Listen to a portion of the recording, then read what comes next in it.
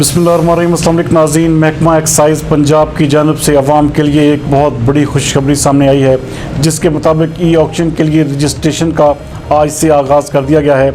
हमारे नुमाइंदा exclusive Ahmad Bilal Bloch के मुताबिक अब शहरी गाड़ियों के पुरकशिश नंबर्स के हसूल के लिए रजिस्ट्रेशन करवा सकते हैं।